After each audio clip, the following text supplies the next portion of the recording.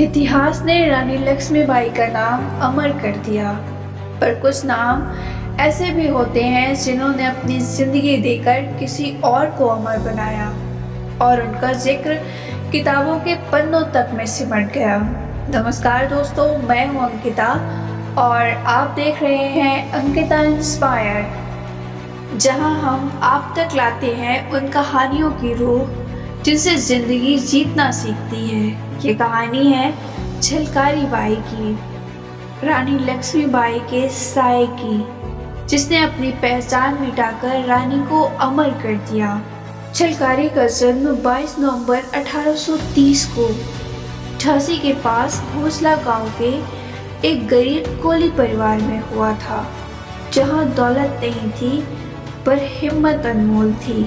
बचपन में ही झलकारी ने अपनी मां को खो दिया था और तब से उनके पिता सदोवर सिंह उन्हें पाल पोस कर बड़ा किया। बचपन से ही वो दूसरी लड़कियों से अलग थी। धीरे चलने की बजाय वो दौड़ती थी, खिलौनों की बजाय तलवार के सपने देखती थी। एक बार डाकुओं ने गांव पर हमला किया।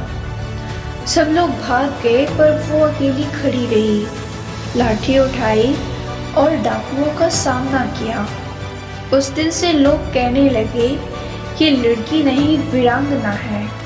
झलकारी के वीरता के किस्से झांसी तक पहुंच गए। रानी लक्ष्मीबाई ने उसे बुलाया।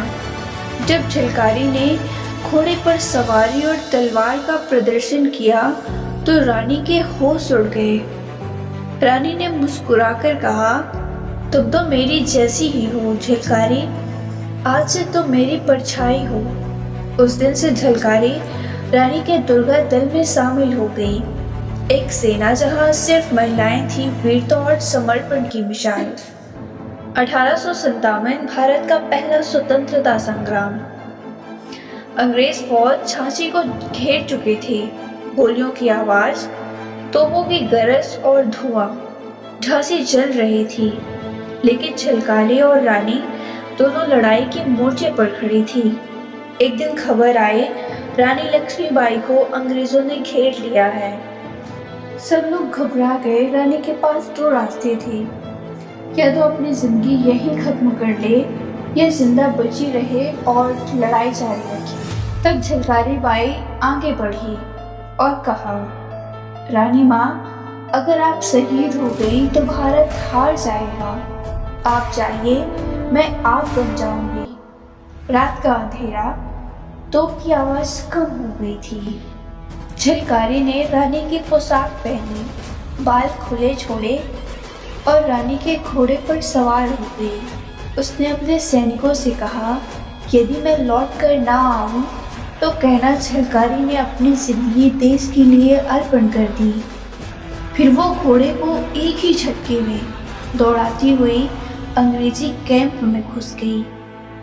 अंग्रेजी फौज को लगा रानी लक्ष्मीबाई हमारे कब्जे में है और इसी नासमझी में वो अपना सारा ध्यान झलकारी पर लगा बैठे। तब तक असली रानी लक्ष्मीबाई अपने सैनिकों के साथ सुरक्षित निकल गई। जब अंग्रेजों को पता चला कि जिस औरत को पकड़ा गया वो रानी नहीं थी, वो झलकारी बाई थी, तो उन्होंने उसे बंदी बना लिया। इतिहासकार इस बात पर अलग अलग राय रखते हैं। कुछ कहते हैं झलकारी बाई जंग में शहीद हो गई, तो कुछ कहते हैं उन्हें अंग्रेजों ने फांसी दे दी। लेकिन सच ये है, चाहे मौत जंग में हुई हो या फांसी से, झलकारी ने अपनी जान देश के लिए दान कर दी। मैथिली शरण गुप्त जी ने अपनी कविता में लिखा है, आकारण रण में ललकारी थी, वह झांसी की झलकारी थी। गोरों को लड़ना सिखा गई, रानी बन जौहर दिखा गई। है इतिहास में झलक रही, वह भारत की सन्नारी थी। रानी लक्ष्मीबाई ने जब सुना झलकारी के बलिदान के बारे में तो उनके आंसू रुक नहीं पाए। उन्होंने कहा था, झलकारी मेरी प्रतिबिंब थी, उसने मुझे नहीं देश को बचाया।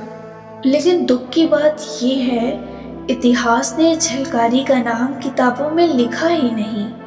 वो गांव के गीतों में जिंदा रही, लेकिन देश के सिलेबस में नहीं।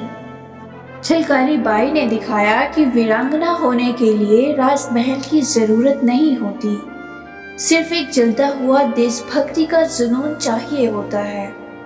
कभी अपने मूल को कम मत समझो, गांव की मिट्टी भी महान बन सकती है। असली रूप सुंदरता नहीं, साहस होता है। और सबसे बड़ी सीख, अगर तुम सच के लिए खड़े हो तो दुनिया तुम्हारा नाम भूल सकती है, पर तुम्हारा काम कभी नहीं। छिलकारी ने दुनिया को ये बताया, मैं सिर्फ किसी की छाया नहीं, मैं अपनी पहचान हूँ। अगर आपको छिलकारी बाई की कहानी ने इंस्पायर किया हो तो इस वीडियो को लाइक, शेयर और कमेंट जरूर करें, ताकि देश की असली बेटियों की कहानियाँ कभी धूल में ना छुप जाएं।